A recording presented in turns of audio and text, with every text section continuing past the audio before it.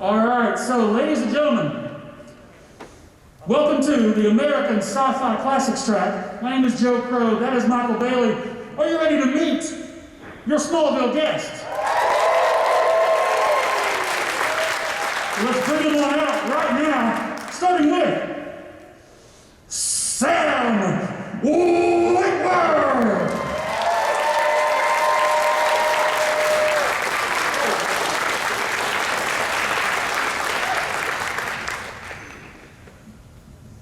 And next up, Laura Vandervoort.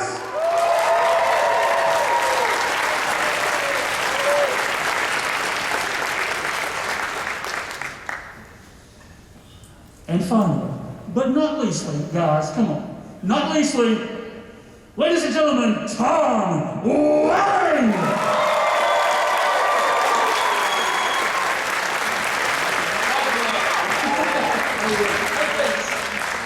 Hello. What you guys doing here on a Friday? Friday morning. Actually, probably waiting in line for about an hour. You were? No, they. So we're going to start getting the questions and line organized for that, but I was going to kick things off, and I really struggled to try to find a question that you guys probably haven't been asked 1,000 times already. So what I'm going to go with is, what is the most off-the-wall memory you have on the set? Like just something that happened that has stuck with you since it happened. Yeah, if I may, I was talking to Rosenbaum, who, I'm sorry, is not going to be here today, but he'll be here this weekend. He's at the airport. I just talked to him a little while ago. And I was talking to him about something else, and we were doing an interview for the Hollywood Reporter about Smallville's 20th anniversary and stuff like that. Anyway, and we were getting questions, and I said to him, I'm like, we got to do like a Smallville viewing party, you and me. We got to watch some of these episodes, because there is a handful of great memories, and the times that I have seen Smallville, they'll be like the most random scene, and I'll remember, so much will come back. But I think we need to do like a Mystery Science Theater, whatever it's called. Where like we would just like watch it, everybody just gets to comment. I think we'd get a lot of fun stuff over there. But anyway, I'm just buying time while I come up with an answer. So Laura. Oh gosh, I don't know. Sam? It was the first time on a set that I almost died. That was cool. Because I had my appendix exploded. So that was cool. And I was like, I must have food poisoning or something. And I would lie down between takes, and they thankfully, the production was like, we're gonna take you to the doctor during lunch, got a blood test, then went back, shot the rest of the day, then got back to my hotel, and then they got a phone call being like, hey, listen, we're coming to pick you up to go to the emergency room because you're dying. I'm like, oh, cool. So, and then I had my appendix out, and that was awesome. They can find that out from a blood test. They can. They're like, there's tons of poison in your blood right now. I'm like, oh, that's from something else? They're like, no, it's from appendix. But no, it has to be, I'm heavy in this episode, I can't, so it must be something else. So it wasn't. And I had a surgery. And then to make matters worse, I was back on set like a week and a half later, and I was like, hey, so Davis, in this episode, he thinks he's injured, he's covered in blood, and he doesn't know it's everyone else's blood, he thinks it's his blood. So let's do that scene first, because I'm still injured. And then next thing I know, and Tom, I think you were there, I had to get up out of the gurney over and over again, which you have to use your So I was in pain a lot, and I was like, I should have just done a walk and talk or something, like, would have been fine. Anyway. That's actual method acting. So you want Aaron Sorkin to be scripting the episode, so you can just sit there and talk the entire time. I thought of something. Okay. And Tom will remember. I mean, I wasn't going to die, but I passed out in the harness. Remember that? Mm-hmm. I don't know. Laura is a wonderful and sometimes stubborn person, and in the best way. We were up in these harnesses, and I had a lot of experience with these being on the show. And as they go through the inside of your leg, there's a very good chance that it can cut off the arteries, yeah. and you don't realize that you start to get lightheaded, and you can black out and pass out. And I I had kind of known what the warning signs were, and when Laura was up there, I just remember. Was the warning sign when I went unconscious? And I remember sort of telling her all this, and I was like, listen, no matter what happens, if you're ever uncomfortable, we can just tell them. They bring us down. They don't. There's no like extra credit for suffering when you do this. But the thing is, they kept me up there when they were setting up background actors, and they should have brought me down, but I didn't want to do anything. I also remember like I would go down, and you'd be like, I'm fine. I'm like, all right. And then I'd go back up. They want to get fired. and so I passed out when I was hanging in the air. Yeah. Didn't remember anything, and then woke up on the ground, and everyone was around me. And so they sent me back to the trailer, gave me an oxygen mask, and then they knocked on the door and said, okay, the next scene's up. And I'm like, okay. But yeah, cut off the arteries. It's so typical. Like, Unconscious? Well, we haven't had their scene. yeah. Are you okay? Oh, yeah, no, go back to your trailer. Here's oxygen, this and that. Okay, we need you in about 10. Thanks. Yeah. 2. Yeah, the work doesn't go away. No. That's something I learned. I'm trying to think about who else got hurt on Smallville. Didn't your double get hurt like early on or something? Yeah, well, we did. My longtime stuntman, Chris, a couple years into the show, was doing a stunt where Clark comes through a ceiling, probably twice the height of this, and he was on a cable that's called a decelerator, and allows stuntmen to jump off buildings or jump off things, and as they get whatever distance to the ground, it stops them. Usually within feet of the ground. I mean, you'll see this guy jumping off skyscrapers doing this. Stuntmen they're very brave people, and his failed, and it was a very bad situation. And Failed entire? yeah. Oh. So he basically, I don't know how high is this? I think it was 90 feet, and he fell on basically some version of a pad on concrete, and he hasn't been the same since. He kind of stopped something after that. Oh. Yeah. But yeah, he was great. Almost everything you see in the first couple years of Smallville was him, stunt-wise. Yeah, if you don't see my face, it's his body. Yeah. These stories took a turn. Yeah. What else is going on? I was hoping to start off with something lighthearted, and now We have a we're lot the of complete opposite of that. Oh, it was dark.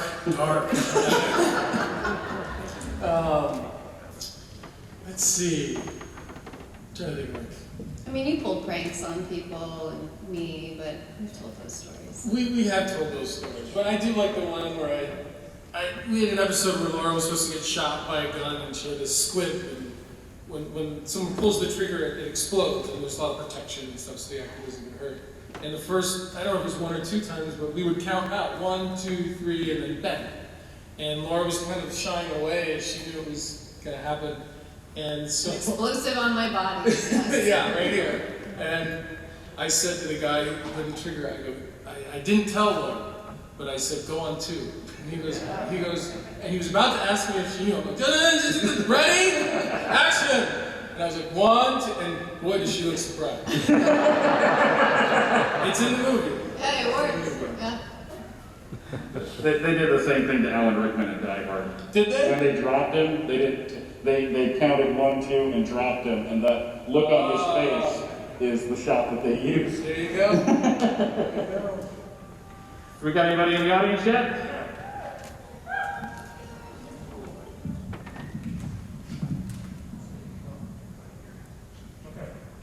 Okay. Sir, are you wearing a mask under that beard? Oh, yeah.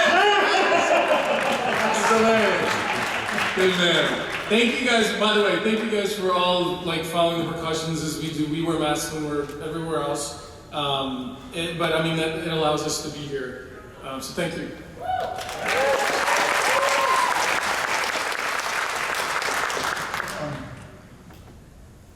Your question number 1, and anybody else who has questions, I'll come to you. So, they asked me to hold them up. I'm the professional editor. Not really, it's ridiculous. All right, yeah, safety first. Was there a day on set for the script reason or just in general that it was hard to get through simply because you were laughing through the whole thing? Yeah. So I want to take a turn from exploding appendixes and squibs and and knee injuries, and let's go to the fun. We would have some of these, like, so what happens is you start Monday morning at like, I don't know, 5:30 or 6, and you finish 12, 14 hours later. And because of the turnarounds that have to happen, you end up starting Friday afternoon, going to usually 6 o'clock in the morning on Saturday. It's a Friday. Yeah, Friday, right. And then you have your weekend off to come back Monday morning at 6 o'clock. And a lot of times those late night Friday, Saturday mornings, you get a little loopy. And Mairzy was directing the episode.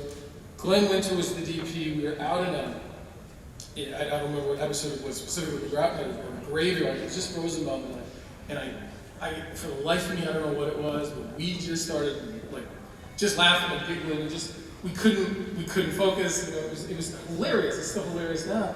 And I remember Glenn Winter saying, like, guys, come on, this isn't fair to Mairzy. It's not fair to the crew. And Rosenbaum's like, ah! We lost our minds for like 15 minutes, and then we kind of came back. But yes, that does happen. You become delirious, and the whole situation becomes Everything's absurd. hilarious. Yeah, everything's, yeah.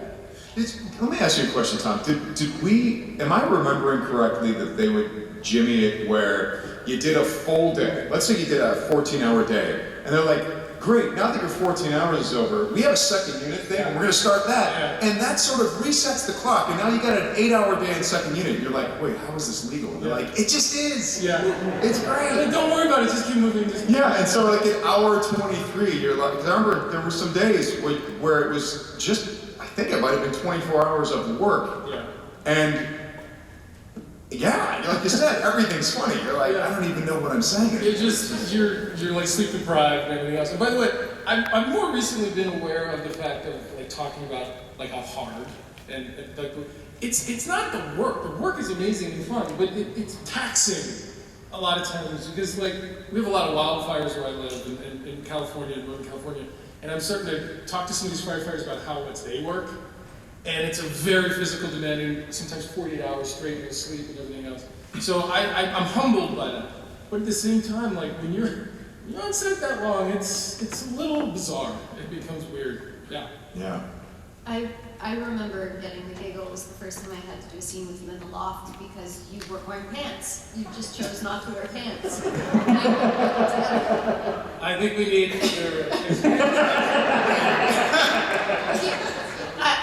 You overheat, right? And the loft was always very warm. Yes. And it would just be your boxers, Birkenstocks, and socks. shorts. From the waist down. So basically, especially in the loft of the Kent house, if you didn't see me from the waist down, I was probably wearing shorts and sandals. Even though I had the blue jacket or the red jacket, whatever it is, because we shot in an old meat factory, which was either really, really hot or actually only really, really hot. You go in there and you rehearse and fine, and then you get back and they turn on all these lights. And I sweat very easily on my face, like not even all over. My face tends to, and Clark can't sweat. And there were many times where I had ice packs in the back of my, I would just try to cool down all the time because the camera's coming in. And there's Lana, and it's like, God, he's sweating. Can you just yeah. Fun stuff. So yeah, I was probably wearing shorts. Yeah, it was like boxers or shorts. I don't know, but I just didn't expect it. No one warned me, and it was like my first season, and I'm like, keep your leather. The way you told it, it sounded like briefs, you know? Super Sorry. briefs, like underoos. The ones that we grew up I with, was the trying to make Superman the ones. happen. That's right. Yeah. Yeah. Do you guys remember, The S on the front. That's right. I remember one of the challenges of working on the show was that the old meat factory that you're talking about was right underneath a train track, an elevated train track. So you'd be doing this you'd be doing this scene, be like, I've never loved someone as much as I train. Action. As much as I've loved you. You get it? It's fun that you bring that up because we had to get to that place. That was an improvement. When we first got there, we'd start doing these scenes and they would cut. And we were on film when we started, right? And then we transitioned over. So they cut. And of course, when you cut, everybody kind of, gets distracted or what. And then it takes 5 minutes to get going, okay? And then what we did is we got spotters. right? We tried to get the train schedule with spotters who knew when the train was coming. Train spotting, Ewan McGregor. Yeah. This is a great comic. Yeah. And then it got to the point where like, and then it was like, guys, there's a train, hold, hold, and then it just became train. And you hear, carry on. Yeah, but it weirdly worked because you would go back just a few lines and somehow you'd get through it. Yep. Yeah, that's funny. That's funny. There were a couple of funny things that occurred to me the other day when I was talking to Rose about the interview too. One being like the things that make sets differently. One is that we made directors direct performance. Like that was part of, like we had directors who would come in and not direct performance, they were just kind of camera guys. They weren't really invited back mostly. And part of the reason was because I needed it. Because, you know, we're in between episodes and blah, blah, blah, and like it helps you focus. And we had a couple actors who didn't want to be directed. I'm not looking at you guys because it was you. But we had a couple guest stars who came in and you could tell that they were, like the director would come in and give them a note and they'd be like, Who? Give names. No, but only a couple. And I remember one of the guys, I had seen on TV before. I was impressed by him and I was kind of, cool, I don't know why you're in this show. This is cool, I get to work with you. And he came over, he goes, it's the director. And I go, what do you mean? He goes, it's like trying to direct me. That's what we do here. And he looked at me and he goes, oh, okay. Like and he got it. I was like, that's what we do. We give notes, like we mix it up, we keep it fresh. And I think that was a huge reason why the show was successful and why we were able to sort of get to the heart of a lot of these things. Yeah. Because like, you coming down and talking to me about other planets and wearing that outfit, like... It's pretty weird. It's like, you're my cousin, can you put on some more clothes? I have my own issues with the wardrobe. True, very true. Or the Daisy Dukes. You know? I really wanted to burn that outfit after. And I was naked all the time. I didn't even get wardrobe. Just had me naked all the time. Yeah. I remember it was like you and, I think it was Alan who played Aquaman on the show. I remember you guys were in such good shape because you guys had your shirts off and like Justin. And I was like, God, you guys must have a lot of time. You were out. It was like, people were like, you work out? I'm like, hell no. When? There was a secret to the shape that I was in. Have appendicitis. I'm not even kidding. Like by the time that we were shooting that scene, I'm like, well, I just lost about 15 pounds. Perfect. This is perfect. Got another one? Hi. My question is for Tom, but also for Sam and Laura.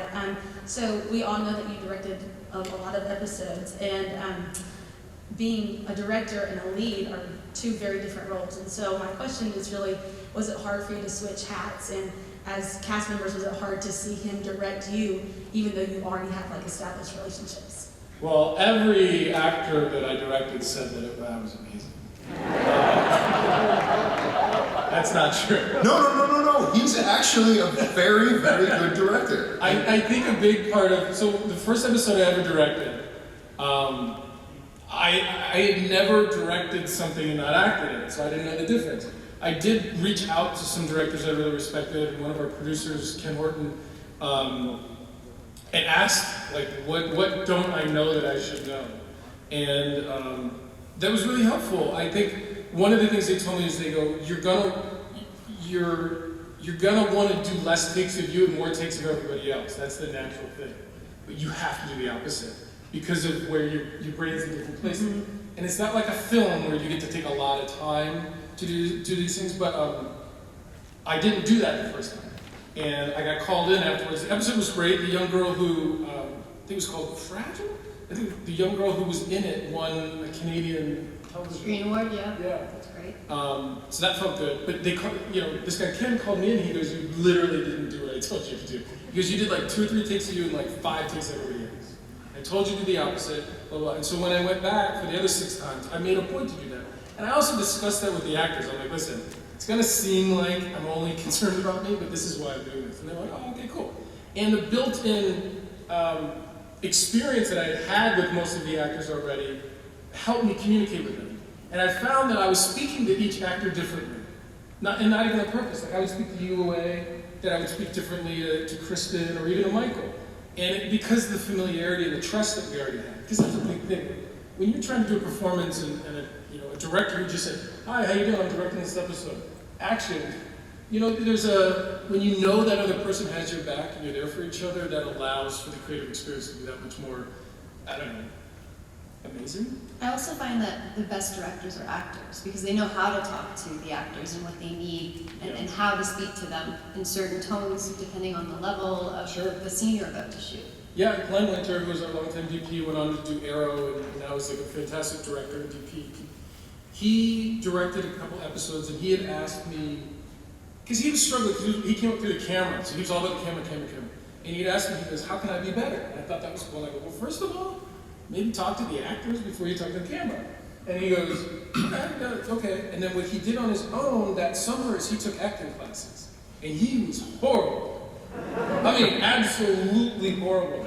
But he came back such a better actor, more appreciative of like the exchange of information and what to be, not just telling people what to do, but saying something that sparks some sort of emotion or reaction or creativity. And man, did he just like blossom. And I think another time he asked me, "What can I do better?" I'm like, "I have no idea. What can I do better?" Because he became so beautiful to work with. You did something really cool when you were directing that I haven't really seen too many directors do, but I thought it was really smart. Or shorts. You came on and, well, you were wearing the full underoos. It was amazing.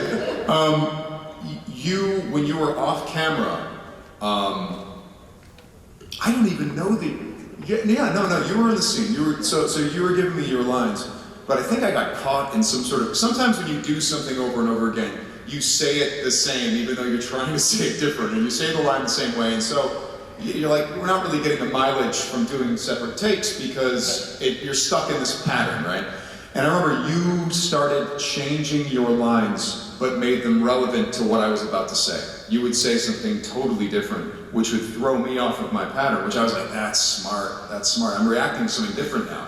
No, it was really, really smart. You would add lines, you would change lines so that I was kicked out of what I was doing. Which was great. I was like, oh, thank God. That sounds like they could be effective in the right environment. What was it? In the right environment, that's probably good. Yeah, well, I mean, if you trust the director, because every line that you said led directly to my line, but you would change it so I would react differently to what you were saying. It was really effective. Well, yeah, I remember a scene with Allison and Kristen where Allison's character had to apologize to Kristen's, and we did it a couple times, and Kristen was off camera, and I said to Kristen, I go, on this take, when I say action, just turn your back to it, because she was off camera.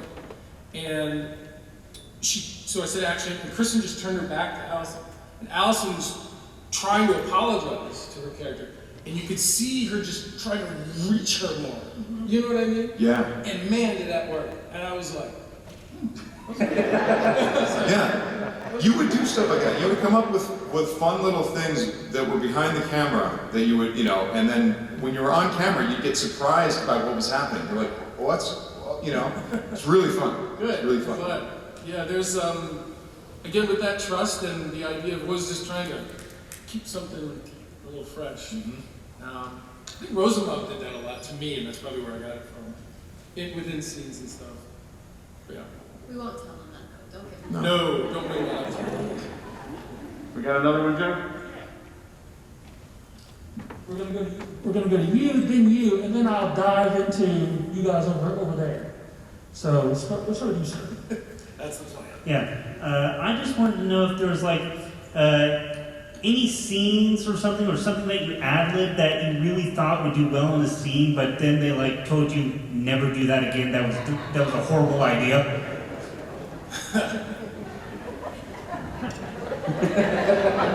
The show was built. The show was built in a way where you can't. There wasn't. It was shot in a way that you couldn't just kind of go around. You definitely needed to do one written, and then you definitely had to stay within a certain way if you wanted to change the lines. I mean, it's just and that's for efficiency of time more than anything else. And if you watch Smallville, a lot of characters face each other. One walks by, and they turn, they go like this, and you have to stick to that in order.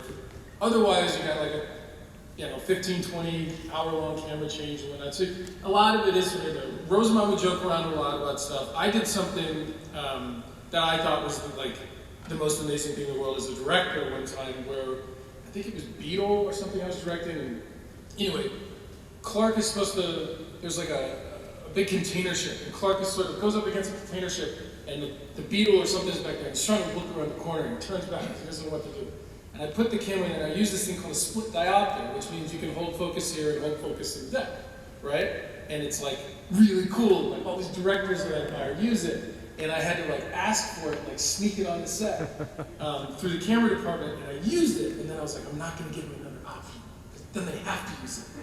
Well, guess what they did? They digitally racked focus. No. And they're like, well, you only gave us one shot, and we don't use split diopters on this show. So there you go. And I was like, ooh, lesson learned. Because the show is a certain way. You guys watch it because you're tuning in to see something you like. You don't want to see somebody shave their head and be completely different next time. Like Felicity. Remember in the old days, Felicity, the WB show on TV? Mm-hmm. And she like cut her hair off one summer and came back. Well, the show ended. Literally because they heard that. Because people don't turn in to see something different. They want to see a different version of something similar. That's what they like, that's why they watch it. So I learned that lesson, and a lot of the performances, a lot of things, here's your world, and you can be creative within it. But, don't come all in here trying to just, Was the split diopter more expensive to use on the show? It wasn't that it was more expensive as a lens choice, right, as a lens rental. It was just something that they didn't. Yeah, they didn't like it, but I was just curious if you cost them more money Oh, trying to no. do this artistic I don't thing. think so. I don't think so. Okay. They never said it was more expensive. They just said, here's your lesson. Yeah. Wow. But man, it was a cool shot. Yeah. I can still see it. But yeah, I don't know if you guys see it. I mean, Sam, you were. I mean, I remember your performance being so so much power behind it. But again, it's like you're still on the gurney. You're not like, I'm gonna get up in the gurney this time. Yeah. No,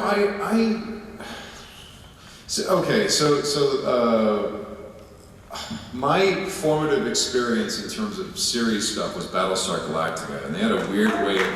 Heard of that show? Dirk Benedict, Richard Hatch? You know? Okay. So the way they did it on that show was do one as written and then say whatever you want.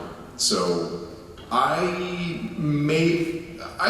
they had to tune me up a little bit on Smallville and say, hey, we like it. Do it less though. You know how you're changing these things? Do that less. But they were very sweet about it. They were super cool about it. And in fact, there were others who were going, just keep doing it. I'm like, well, then half of you hate me, so I'll just not do it as much, But it was cool. Thankfully, I don't think I cost Smallville any money. I've cost other shows money on occasion by doing something that I probably shouldn't have, and then hell, yeah. One of them led to a reshoot of a scene. That's a good one. That was on Battlestar. And then, but the reason I didn't get fired is they used my version. I completely just... They reshot it worse? They reshot it worse. Yes. And they're like, no, shoot it as written. We reshot it. And then apparently some producer really went to bat and said, no, I know he went off book, but that's actually the way the scene should go. Wow. And they used that, and that's probably why I wasn't fired. Nice. But I had no idea as a young actor, that being my formative experience, that is not, what are you doing? Don't go that far. Don't, they give you some rope, but don't use all of the rope, Well, I think the best scenario, and this is with any job, is that you're working with people who support your creative instincts, within this thing.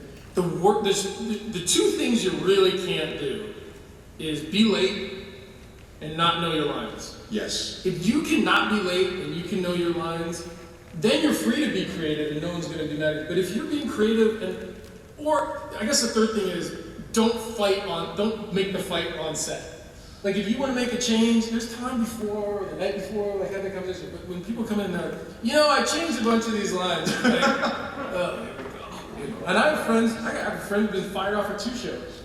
And the first time he got fired, we had this conversation, and I tried to tell him why he can't do that anymore. Got himself another very successful show, got himself fired again.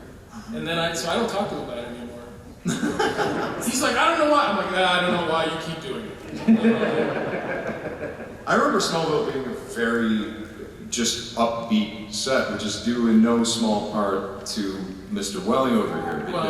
Because honestly, it really does come from number one and trickles down. And he was always, no matter how long the days were, and the fact that he was there every day, was always upbeat. So I was like, hey, what's going on? Let's work. You know, and I was so happy to have all you different people around me. I was the one who was there all the time, so I would, look forward to new blood. Like, I just worked with Kristen for 6 hours. Here comes Laura. Cool. That's new energy. Like, your guys' energy was almost more important to me. But it comes from the top down, and you always set a very positive set. So. Well, you're just not on the inside. Very different. The only weirdness I ever saw in the Smallville set was when a certain troubled producer picked a fight with Tom right in front of everyone. I remember watching it going, this isn't Tom. This is the producer having weird. And Tom was just like trying to diffuse it, like, hey, it's cool. And this guy just kept needling. It was who I'm talking about too. When I say a certain troublemaking producer, I think I do. Yeah. The initials. Never mind. Probably who you think it is too. Yeah, I have a beef with that guy because he cornered me and made me shave my chest. So I definitely know. Yeah. He had a very. Yeah, I know. It's terrible, right? Yeah. Yeah, I mean, there's struggles. I mean, yeah. I remember that guy. I love, it's like a love-hate relationship. But that's how it goes at work sometimes, Not that you guys know, because you're gonna fry you. Just kidding. Next question. Before I ask my question, I just want to say to Mr. Welling, Tom, you made the most terrific villain as Kane was. Oh, thank you. I came back and watched that show because you were on there. That was why I came back. I'm trying to get some people from the creative and the writing staff from Lucifer and Warner Brothers to do a television show with King. That might be set. The episode we did where you saw him in the 50s, that sort of, you realize he could be anywhere. Every episode could be a different time, although it would be very expensive, but you could take different seasons and put them in different places in history.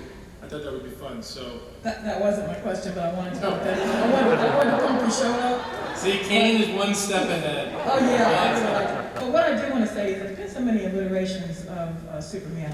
I mean, I'm an old lady, so starting back with George Reeves, back on the radio, I was a kid and stuff, but the point is, out of all the iterations of Superman that you guys have seen yourselves, tell me why each of you thinks that Smallville is like the absolute best out of all of us. I always saw Smallville as not a show about Superman. I saw it as a show about Clark Kent, which is why my original contract, I was dumb enough to say that I'll never wear the suit or the tights or the cape on the TV show. I actually have that in my contract. And boy, was that helpful as the years went on. Like, really helpful. Because I wanted this to be about a show, I wanted the show to be about a kid in high school who doesn't know who he is, has these abilities, who's trying to grow up, figure out his identity and his place in the world, which then becomes obviously the universe. But man, I think it was like season 2.5, they were like, so Clark picks up the suit, and I'm like, hi, this is my lawyer, you wanna talk to him? It wasn't that bad, but shows want to jump the shark, so to speak, pretty quick, and that contract thing actually forced us to not go there.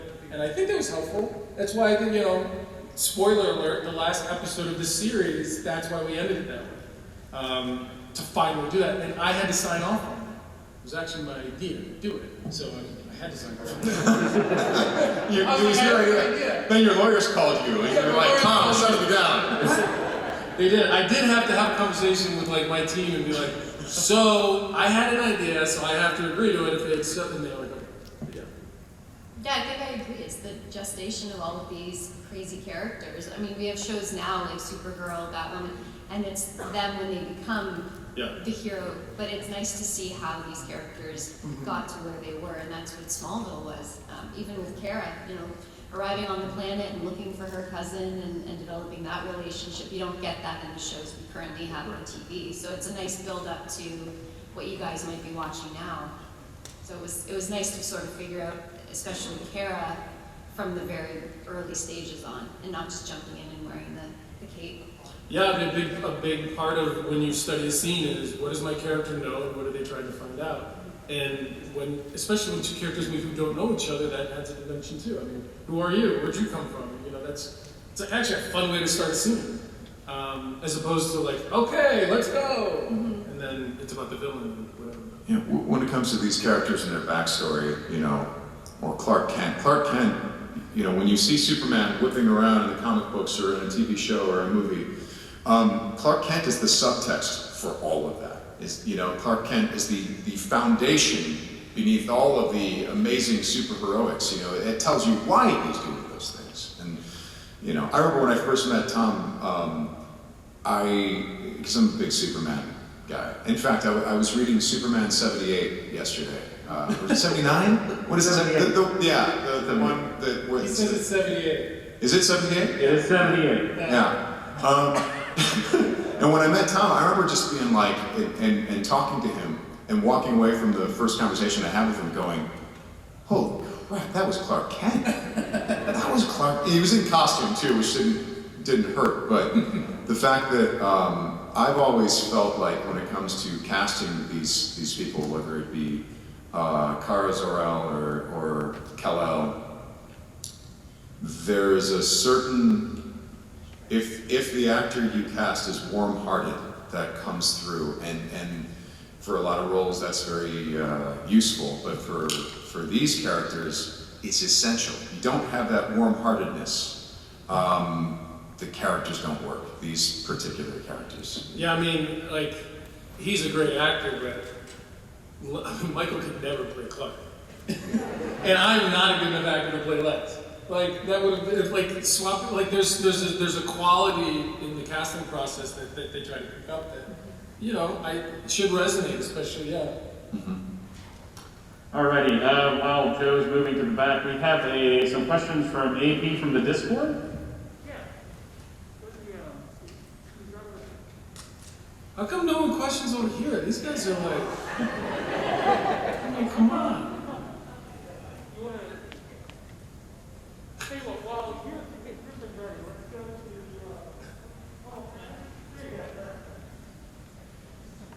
We need 2 microphones. Tomorrow there will be 2 microphones. I'll make sure Laura makes them. So first I gotta say, like, everyone looks amazing, but Tom, you look like you can actually, like, you look more like Superman now than you did in the show. Honestly. Like, you're an actual beast. It's amazing what a couple years can do. Thank you. Yeah. My question's about like your introduction to the Arrowverse and all that. Like, how did it feel like coming back to your role that you were playing like 10 years? How does it feel like coming back to that? So I've answered this question a couple of times and I tend to talk too much. So it was a great fucking idea. My team, they knew that I wasn't like trying to play that character again. In fact, would rather not or whatnot, just whatever, for immature and stupid, but also really good reasons. But they were like, just check this out. And I read that scene and I was like, God, this is a good idea. Like, this is a good way to come back. I love what it's about. It's multiverse. It's about, I really like it. And then it occurred to me that Clark, this version of Clark would be more like Jonathan Kent. And that's what I tried to do. And if you watch it, you'll see I do the gloves and sort of the walk. Like, that's me trying to be like John Schneider a little bit. And I was able to infuse that. And it was a lot of fun. We went up there. We used the crew from Batwoman, believe it or not. So I didn't know anybody. And obviously Erica was there, and John Cryer is amazing. And my favorite part about that scene is when he says he's Lex, and Clark is like, you're not Lex. Like, that was fun. That was fun. Because he's not. You know what I mean? Like, to me, in that sense. So it was a really fun experience, and I thought it was just, like, I was really pissed they found a good way to do it. Like, I couldn't say no to this. I'm like, I want to do it, and I think the fans, I think it's fun to see Clark again in a different way, and all the different elements, and now, they're doing that now with all the movies now. They're bringing back all these alternate universes, Michael Keaton, all these different people. I think Ben Affleck's coming back. Like, they're doing all this, like, and I was like, well, maybe I could do it. So we'll see, I don't know. I was actually going to ask you if you were trying to act like John Schneider in that scene, because I was watching your body language and the way you popped your head, and I was just like, God, he's Jonathan Kent. Yeah, and the gloves and the axe. Yeah. So, yeah. So I just want to say thank you, Tom, for all the roles that you've done. I grew up watching you. You're one of my favorite actors. So my question is, throughout the entire series, what is your favorite set malfunction? Like something falling down on somebody, or something along those lines. What went wrong and just everybody laughed about it? Well, I can tell you, there's an episode called Zod, where Michael has to play Zod. He plays Lex and Zod, and I don't know if you guys know the story, so I'll tell it real quick. He comes up to me like 2 weeks before we're shooting this episode. You've heard this, I don't know if you've heard this, but you're gonna love it. And he comes up and he goes, well, come here. And Rosenbaum would always try to read lines a week early with me, because he had all the lines, and Lex talks like, and he'd always try to pull me aside and go, hey, let's read this scene for next week. And I'm like, bro, I'm trying to do this week.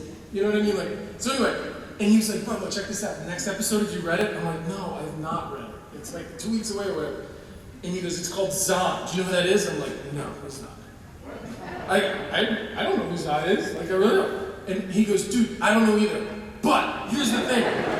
It's like some version of Lex. So like, I gotta play Lex, and I play this guy Zod, whatever that is. And I go, oh, okay. And he goes, yeah. It means they gotta pay me twice. He literally said that. I'm telling you, he said that to my face. And listen, maybe they do, maybe they don't, but something inside of me goes, I don't think that's true, man. And he goes, fucking pay me twice. Well, I don't see him for a couple days, and he comes back, and we're about to, now we're doing this Zod thing, and I'm like, hey, you getting paid twice? He goes, no. But they're not. And going to the malfunction thing, so he had to wear this thing with a long leather jacket, and they had this crane, so they had to have him fly in and land. Now, Michael doesn't have that much experience with it. You know how to do it. I know how to do it. You may know how to do it, but there's like wire work. There's certain things that you learn through experience that you have to kind of get ready, and as you land, you don't want to shuffle too much. You know what I'm talking about. So Michael has no idea about any of this. And so they have him on these wires, and he's like 30 feet in the air, and the camera's here. It's action, and I'm standing there, and he's supposed to come in and land. As he's coming in, the wind picks up or whatever, he just starts to twist. And he's going, what's happening? And he's twisting, and he kind of gets stuck with his back turned, and just before they put him down, they're like, cut, yeah, so, and then they have to like, do this, and do this, then they do it again, well, he turns the other way. What's happening? They put him down, and he's like, does this happen to you? I'm like, this has never happened to me. I know. He goes, it must be the jacket. It's a coat. It's a coat. Do I have to wear this coat? Yes. Damn it. Just like, I was a riot. And you can't see me while this is happening, but I am just dying laughing. And at one point, he finally gets down, and he says, he has to say, kneel to Zod. And he finally, there's like 5 or 6 takes into it. He finally gets in, because then he goes, kneel to. I'm laughing, and he sees it, and we just break up, and they're like, God! And again, going back to the laughing thing that someone asked, we couldn't stop laughing at that point, and finally, it was like, even Rosemont was like, you got me landing, right? And they're like, yeah, and they're like, well, then we're done with that. Let's start here, do the line, and that's what we ended up doing. But, He's got to stabilize the core. That's, I don't know if Michael has a core. He has it. We'll have to ask him tomorrow. But, yeah, that's my long-winded answer. That one always corrects me. There's a couple more too. Do you ever get Superman trick-or-treaters? I'm sorry, I didn't hear the end of that. Do you ever get Superman trick-or-treaters? Trick-or-treaters? You know, I've gotten a little more into trick-or-treating since my wife and I had our first son, but he was so little, and we lived in a place that, thank you, it was a team effort.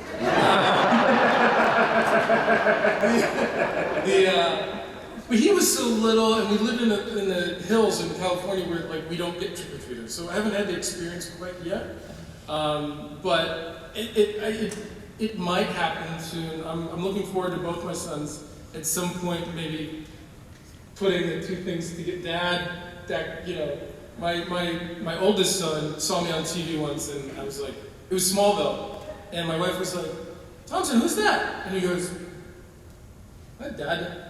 He doesn't have an iPhone, but he was doing something. He goes, hi, Dad. Or he looked at me and looked back and said, Dad. So that'll be fun as he grows to kind of, he's probably, you know, he'll probably be a Spider-Man fan. So. I'm so curious if you had kids come to your door and, you know, the little ones dressed as Superman, but like the parents recognize you? Yeah, like, but that reaction? But you know the house that we lived in Yeah. LA, we lived in a place where people didn't trick or treat, so not yet. But that'll be, most of it'll be fun if it happens, and it'll be the weird one, I'm sure. I got trick-or-treaters with like blue shirts, red jackets, and like boxer shorts. underwear. Yeah. Hey! I'm Tom on set! You have just inspired with cosplay. Yeah, cosplay, new one. My attempted cosplay was during. I was like, oh, I got a house now, so I'm gonna do the trick-or-treating thing. So I got a full Star Trek original series uniform, you know, like it was like form-fitting. I was really proud of it. I look good. I look like 60s, man, cool. And I slicked my hair. So I was like, I'm gonna do this trick-or-treating thing right. So I open the door, and there's a little kid. Dressed as Darth Maul. So, and he looks up at me, and I'm like giving him candy, and he's like, Star Wars is better. And I'm like, and I put so much effort in, but I'm like, you don't even know what you're talking to. I'm you, dude. Son of it. And I felt simultaneously insulted yet proud of the kid. Like, good, home team, man, but also, come on. It's very confusing. My question's for everybody, but so much what was great about Smallville is like Clark was figuring out who he was, and a lot of the characters were trying to understand who they were. Were there any lessons or kind of ideas from the show that kind of helped you in your own lives, or something that just resonated really well with you? For me, one of the characters I really enjoyed acting with was Martian Manhunter. I had no idea how badass that character is, and I didn't know until we even started working on the scenes, and I was like, wow, this guy's cool. He's like, you know, what is it, like Superman, Shazam, and Martian Manhunter are like, they're like the top, right, or something like that? I had no idea, and through those scenes and whatnot,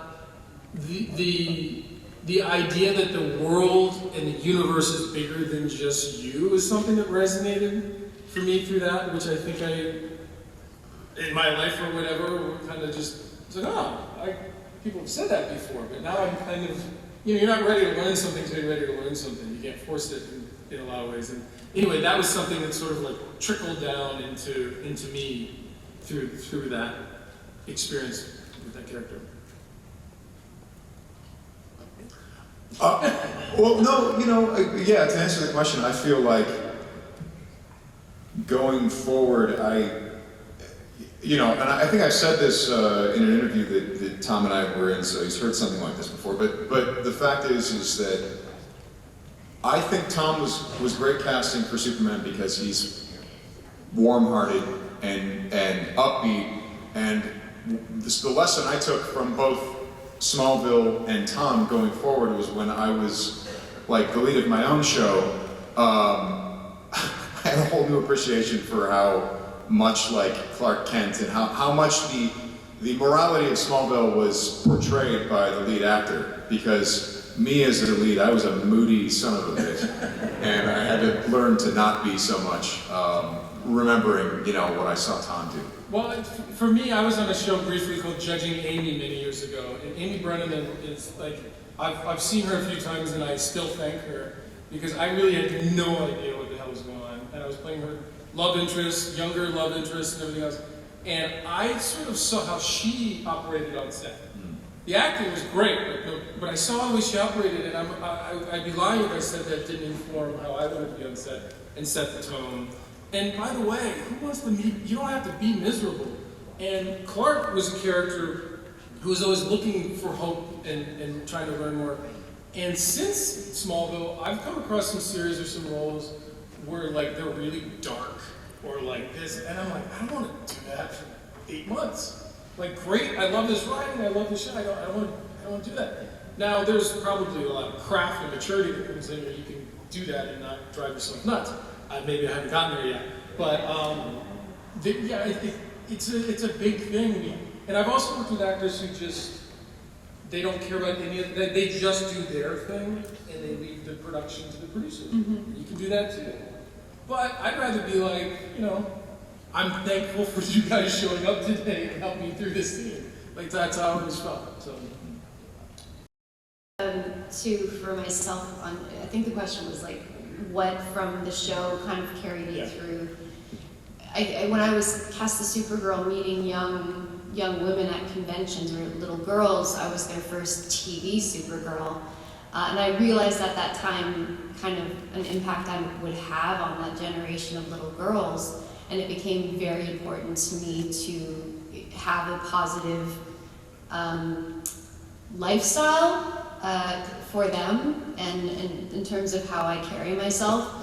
But also Smallville made me realize I wanted more control behind the camera and didn't want to just hit the mark and say the lines. I wanted to be more collaborative and get behind the camera, which I started doing over the years. But having that first big set experience on an American show made me realize how many moving parts there are to a series with the crew and the producers, and I wanted to be more involved in that. So over the years, I found a way to do that.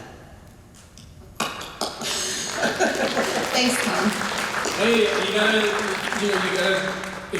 whatever you learned, you embraced, and you grew and became more creative. Yeah, That's a great thing. Yeah, you have to try every little part on the set, really, to understand how important every part of the wheel is, and eventually you realize you want more control of that wheel.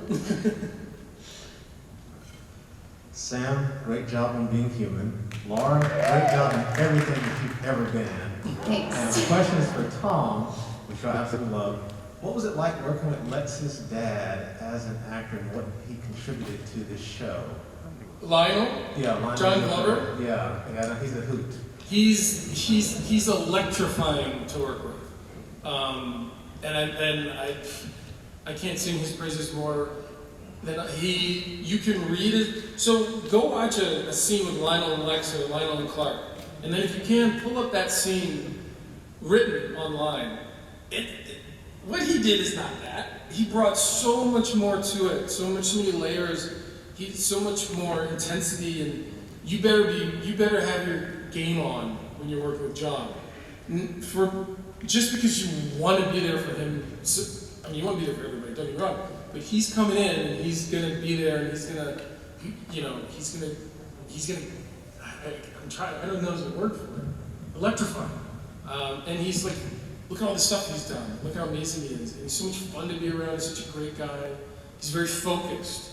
Him and Michael's sort of like a focus during the scene and then cut, and he's all over the place. And John is like, we'd always try to do Michael focus, but that's the different processes. And I remember John got to a point where he realized, oh, Michael's doing this to me on purpose because he wants to be a petulant son. And I was like, no, that's just Michael. He's not thinking about you at all during any of this. But use that. Like Michael Jordan used to make up things like, oh, that guy, shaded me at a restaurant last night, so I'm going to score 60 points tonight. I think John just finds everything. He complicates everything in the best way. He's really awesome. If you ever get a chance to meet him at con or whatnot, he's hilarious. He's a lot of fun.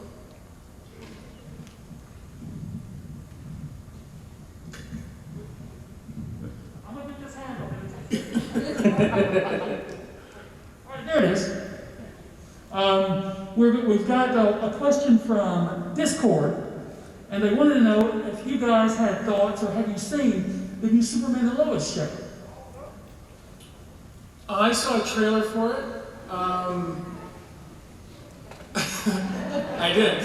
That's only because it was being referenced with something else. Okay. I've seen a couple episodes of Arrow, I've seen the Flash ones, I don't, it's no, and they're great shows, I can see why people like them.